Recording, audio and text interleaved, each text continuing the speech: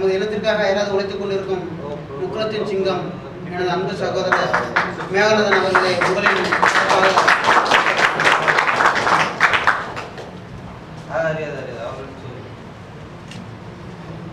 Dubai தேவர் Vanniyar counter கூட்டமைப்பிற்கு வருகை தந்துள்ள சத்திரிய முக்குலமான தேவர் Vanniyar counter இன சொந்தங்களுக்கு என் முதற்கண் வணக்கம்.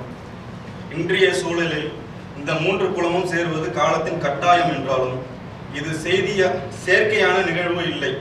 ஆம் சத்திரியர்களே, ஆதி காலத்தில் இருந்தே வரலாற்று ரீதியாக தமிழகத்தில் 3 குலங்கள் மட்டுமே பெரும்பான்மை சமூகங்களாகவும் நட்பாகவும் உறவாகவும் வாழ்ந்து வந்துள்ளது. பூர்வீகமாக தமிழகத்தில் எஞ்சியுள்ள சத்திரிய குடிகளும் ஆண்ட பரம்பரையும் நாம் மட்டும்தான். அந்த காலத்தில் இருந்தே மூவேந்தர்களாகவும் பல்லவ மன்னர்களாகவும் மேலும் தளபதிகளாகவும் மந்திரிகளாகவும் குறுநில மன்னர்களாகவும் ஜமீன்தாராகவும் பாளையக்காரர்களாகவும் நாட்டாமையாகவும் அம்பலக்காரர்களாகவும் பண்ணையார்களாகவும் ஒவ்வொரு பகுதியும் அதிகம் இருந்ததும் நாம் தான். நமக்கு யாரும் எந்த சமூகமும் எதிரிகள் கிடையாது. முற்காலத்தில் இருந்தே அனைத்து சாதிகளையும் பிற மதங்களையும் அரவணைத்து ஆண்டவர்கள் நாம். தாழ்த்தப்பட்ட வகுப்பினர் உட்பட அனைத்து சாதியினருக்கும் முக்கிய பதவிகளை கொடுத்து அவர்களுக்கு அனைத்து உரிமைகளையும் அளித்த மாமன்னர் பூலித்தேவரே அதற்கு முதல் சாட்சி. சிறிய படைபலத்தை கொண்டு மிகப்பெரிய வெள்ளைக்கார சாம்ராஜ்யத்தையே தொடர்ந்து 12 ஆண்டுகள் எதிர்த்து போரிட்டு இந்திய விடுதலை போராட்டத்தின் முதல் போராளி என்ற பெருமையை பெற்றதும் நம் மாவீரர் பூலித்தேவர் தான்.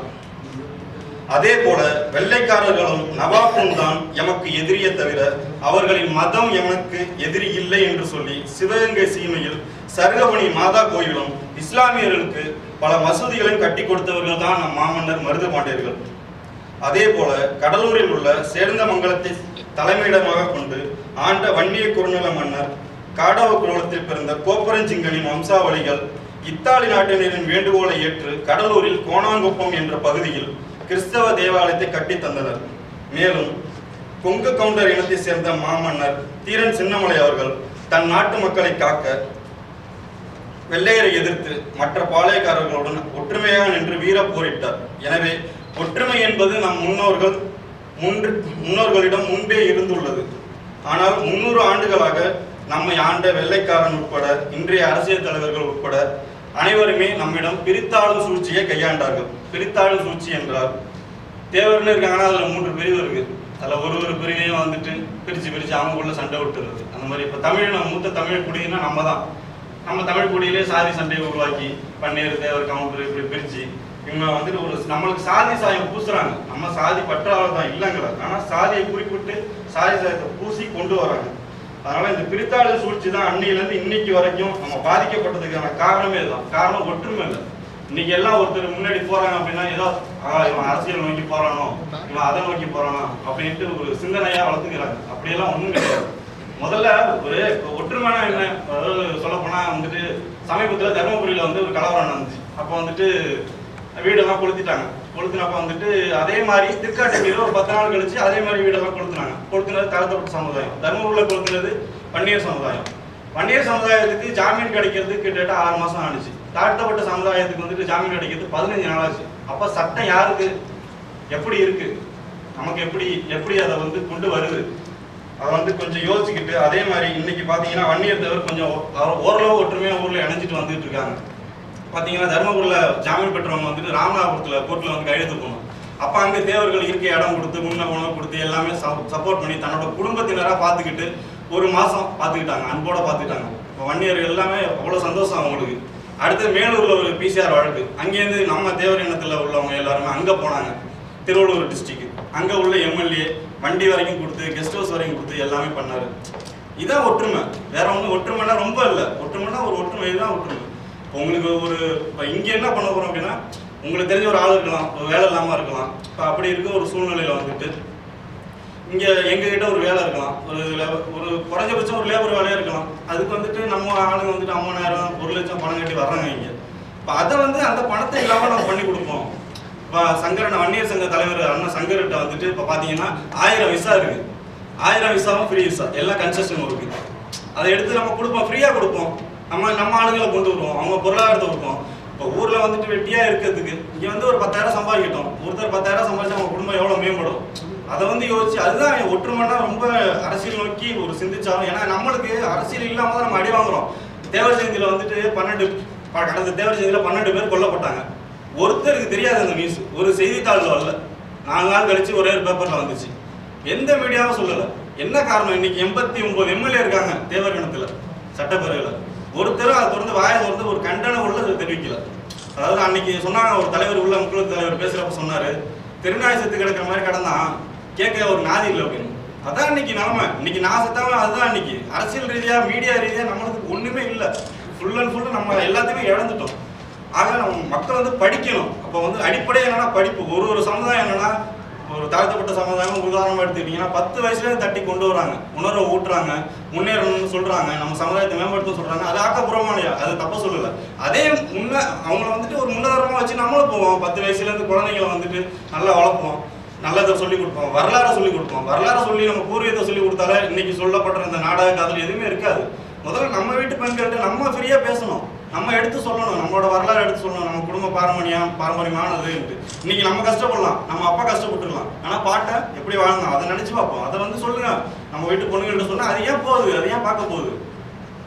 நம்ம மேலே தவற வச்சுக்கிட்டு வந்துட்டு பொண்ணுங்க மேலையெல்லாம் தவற சொல்லுவோம். சில பேர் சொல்லுவாங்க, ஓடி போயிட்டு எங்கள் வீட்டு பொண்ணு நான் வெட்ட போகிறேன், குத்த போகிறேன்னு. அதெல்லாம் ஒன்றுமே கிடையாது. நம்ம மேலே தப்பு. நம்ம முதல்ல நம்மளை சரிப்படுத்திக்கணும். நம்ம வீட்டில் பெண்கள் இருக்காங்கன்னா எல்லாத்தையும் நல்லது கெட்டதெல்லாம் சொல்லி தான் வளர்க்கணும். நம்ம கஷ்டம் நஷ்டம் எல்லாமே பெண்களுக்கு நல்லா புரியும். ஏன்னா வந்துட்டு ஒருத்தர் வந்து ஜாதியாக ஓடிட்டு இருக்காங்க அப்படின்னா அவங்களுக்கு வந்துட்டு மெயின் சப்போர்ட் குடும்பம் தான். ஒரு குடும்ப சப்போர்ட் இருந்தால் தான் நம்மளால ஒரு பொது விஷயத்தில் ஈடுபட முடியும். அந்த குடும்ப சப்போர்ட் இல்லைன்னா ஒன்றும் முடியாது. இப்போ குடும்பம்னா என்ன, அதோட ஆணி வேற பெண்கள் தான். ஏன்னா முதல்ல பெண்கள்கிட்ட நம்மளோட எண்ணங்களையும் நம்மளோட குடும்ப நோக்கம் பொருளாதாரம் எல்லாத்தையும் தெளிவாக பேசுங்க. படிப்பறிவு இல்லை அதெல்லாம் வந்து யோசிக்காதீங்க. அவங்களுக்கு எடுத்து சொல்லுங்க. 4 பேர் எடுத்து சொன்னால் தான் அவங்க நம்ம வரைக்கும் ஒரு குடும்பம் முன்னேற்றம்னா ஒரு ஒற்றுமை தான். ஒரு 4 பேர் 5 பேர் இருக்காங்கன்னா அவங்க ஒற்றுமையாக சேர்ந்து முன்னேறாதான் ஒரு முன்னேற்ற முடியும். அதே மாதிரி தான் இப்போ 100 பேர் இங்கே இருக்கும், 1000 பேர் இருக்கும் அப்படின்னா ஒரு ஒற்றுமை அந்த நோக்கத்தை வச்சு போங்க. ஒரு மெயினான தகவல் தொடர்பு எல்லாமே வந்து நம்ம நல்லதை கெட்டதை அதை பரிமாறிக்கணும். அப்போதான் வந்துட்டு பல விஷயங்கள் தெரிய வரும் வெளில. அன்னைக்கு பார்த்தீங்கன்னா தேவர் ஜெயந்தி படுகொலை எப்போ வந்துட்டு எந்த செய்தியுமே இல்லை, ஆனால் முகநூலி மூலியமா, அதாவது ஃபேஸ்புக்னு சொல்லப்படுற இன்ஸ்டாகிராம் மூலியமாக தான் இந்த செய்தி பரவுச்சு. இப்போ வந்து வெளிநாட்டில் இருக்கவங்கலாம் அந்த டிவியை நம்பி தான் இருக்காங்க. இப்போ நம்ம இங்கே இருக்கோம், இப்போ ஒரு கேபிள் டிவி ஏதாவது சன் டிவி அந்த மாதிரி வர்றதுல தான் நம்ம ஊர செய்திகளை தெரிஞ்சுக்க முடியும். எந்த டிவிலையும் வரல. அப்போ நம்ம சொந்தக்கார செத்து போட்டால் நம்மளுக்கே தெரியல. இதுக்கெல்லாம் காரணம் என்னன்னா ஒரு கூட்டமைப்பு ஒற்றுமை இல்லாதது தான். நம்ம அதாவது உதாரணம் சொல்ல போனால் நம்மளோட சித்தப்பா பெரியப்பா மக்களையே ஒற்றுமைப்படுத்த முடியல. உண்மையை சொல்ல போனால் அதுக்குள்ளே நம்மளால முடியல. இன்னைக்கு அதான் பார்த்தீங்கன்னா இப்போ நான் ஒற்றுமை அழைச்சிட்டு இருக்கேன். இன்னைக்கு பார்த்தீங்கன்னா எங்கள் சித்தப்பா பெரியப்பாக்குள்ளேயே ஒரு ஒற்றுமை இல்லை, கொண்டு வர முடியல. அதுதான் நம்மளோட, அதாவது நம்மளேருந்து கொஞ்சம் கொஞ்சமாக ஆரம்பித்து கொஞ்சம் கொஞ்சமாக பண்ணுவோம். முடிஞ்ச அளவு கொஞ்சம் ஒத்துழைப்பு கொடுங்க எல்லாருமே. ஏன்னா மெயினாக தகவல் தொடர்பு தான். ஒரு நல்லதை கெட்டதை பகிர்ந்துக்கிட்டு சொன்னாதான் எங்களுக்கு இப்போ நான் இருக்கேன் அப்படின்னா அப்போ ஒருத்தவங்கள்ட்ட சொல்லி தெரிய வைக்க முடியும். நம்மளோட பிரச்சனைகளை வந்துட்டு பல பேர்கிட்ட சொல்ல முடியும், எல்லாமே பண்ண முடியும். அடுத்தது ஆதிக்க ஜாதிகள் என்று சொல்லப்படும் நாம் பல காலமாக சட்டத்தாலும் சலுகையாலும் ஒடுக்கப்பட்ட தாழ்த்தப்பட்ட இனங்களாக மாற்றப்பட்டுள்ளோம். ஆதிக்க ஜாதி சொல்றாங்க. சட்டத்தாலே சலுகைகளையும் வந்துட்டு நம்ம தாழ்த்தப்பட்ட இனம் தான், நம்ம உயர்த்தப்பட்ட இனம் இல்லை. அது மாதிரி குறிப்பாக அரசியலில் அனாதையாக்கப்பட்டுள்ளோம். எனவே இனி நமது உரிமைகளை போராடி பெறவும், நம்மை உயர்த்தவும், நம் மக்களை முன்னேற்றவும், நம்மை காக்கவும் நாம் இணைந்துதான் ஆகணும். இது காலத்தின் கட்டாயம். தன் கணவனையும் தாய் நாட்டையும் இழந்த பிறகும் மிகப்பெரிய வெள்ளையர் படைகளை துணிவுடன் எதிர்த்து போராடி வெற்றி கண்டு தாய் நாட்டை காத்த இந்திய விடுதலை போராட்டத்தின் முதல் பெண் போராளி சிவகங்கை சீமையின் வீரப்பேரரசி வேலுநாச்சியார் வீரத்தையும் மன உறுதியையும் நம் இன பெண்களுக்கு எடுத்துரைப்போம். நம் தம்பிமார்களுக்கு நம் இன வரலாற்றையும் பூர்வீகத்தையும் சொல்லிக் கொடுப்போம்.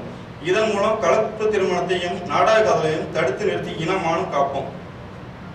நம் இனம் வேறு வேறாக இருந்தாலும் எண்ணம் ஒன்றுதான், நம் உள்ளம் வேறு வேறாக இருந்தாலும் நோக்கம் ஒன்றுதான்.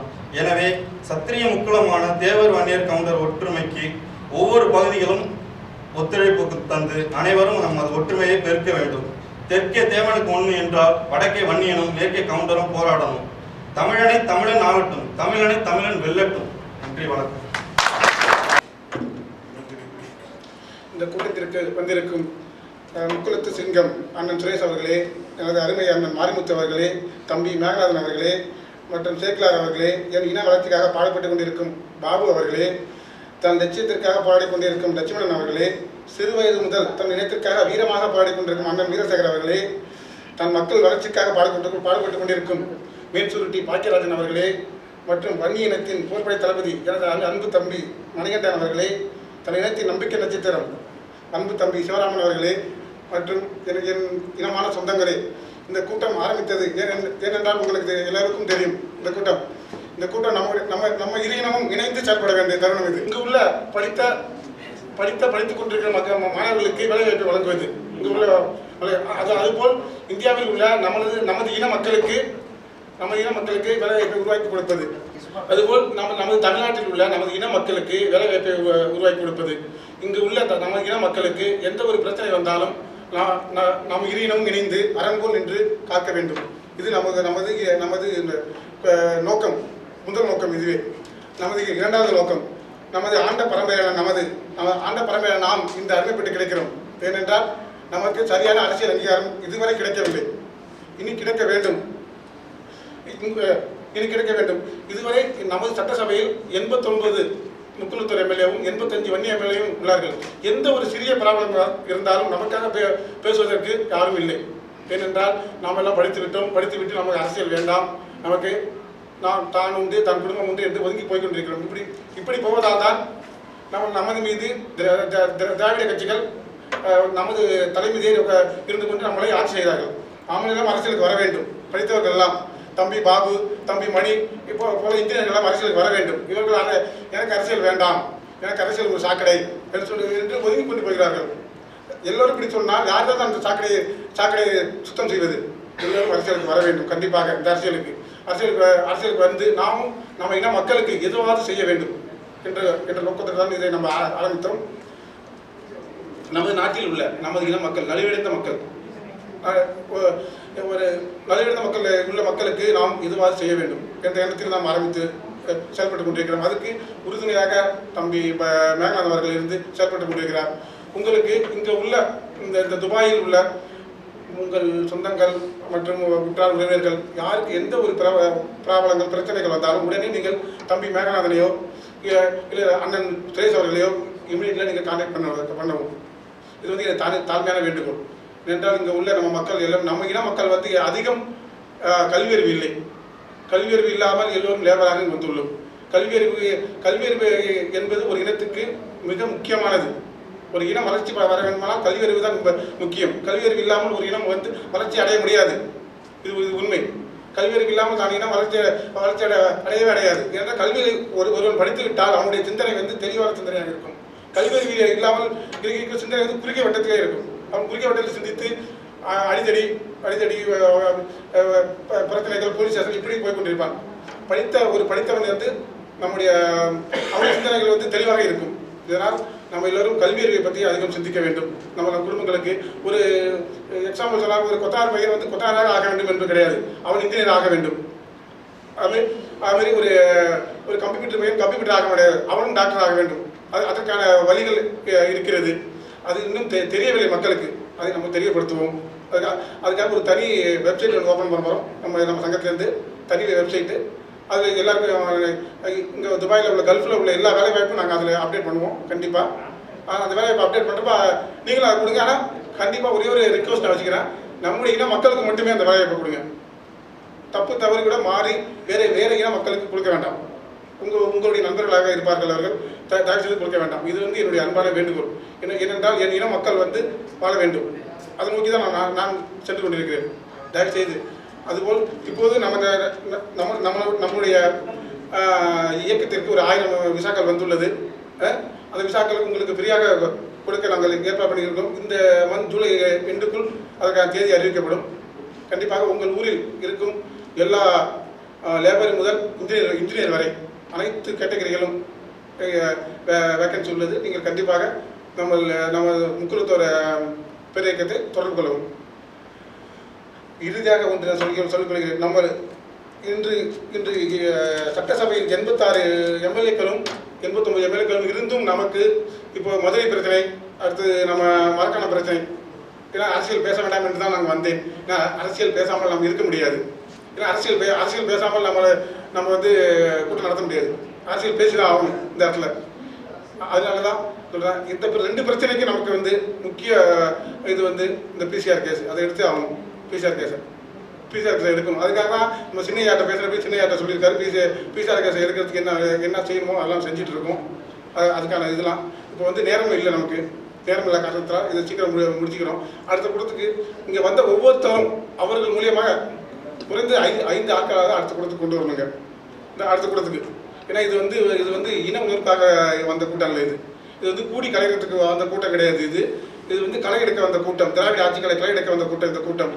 இது வந்து ஒரு பழமொழி உண்டு, போராடாத இனமும் ஓடாத மானும் வாழ்ந்ததாக சரித்திரமே கிடையாது. நாம் போராட வேண்டும். நமது உரிமையை போராடிதான் இங்கு பெற முடியும், வேற எதுவும் முடியாது.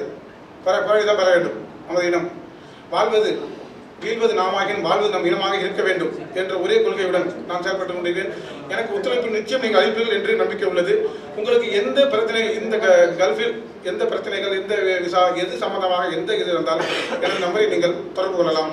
உங்களுக்கு எங்களால் முடிந்த உதவிகள் கண்டிப்பாக செய்யப்படும். கண்டிப்பாக உங்களுக்கு எதுவாவது கேட்க வேண்டும் என்றால் இப்போது தாராளமாக கேட்கலாம். உங்களுக்கு கண்டிப்பாக இந்த உதவி நாங்கள் செய்ய கடமைப்பட்டிருக்கிறோம். ஏனென்றால் இது இனம், இந்த இனத்துக்கு கண்டிப்பாக எதுவும் செய்ய வேண்டும், இதை செய்யணும் என் இனத்துக்கு. ஏன்னா நானும் அந்த எம்பிசி கோட்டாவில் படித்து வந்தவன் தான். அந்த எம்பிசி கோட்டா என்பது எல்லாருக்கும் தெரியும். ஐயா போராடி வாங்கினது எம்பிசி கோட்டா என்பது சாதாரணமாக பெற்றதில்லை. 27 பேர் தாலி எடுத்து நம்ம வாங்கணும் எம்பிசி கோட்டாவை. அதை எனக்கு எல்லாரும் யூஸ் பண்ணுறோம்.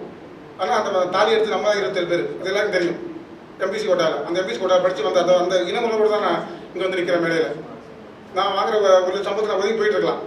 ஆனால் என் இன மக்கள் எப்படியாவது இந்த சின்னையா காலத்திலாவது அவர்கள் ஒரு பொருளாதார வளர்ச்சி கொடுக்க வேண்டும் என்ற ஒரே குறிக்கோளில் உங்களுக்காக உழைத்துக் கொண்டிருக்கேன். நீங்கள் கண்டிப்பாக எல்லோரும் எனக்கு ஆதரவு கொடுக்க வேண்டும், கொடுப்பீர்கள்.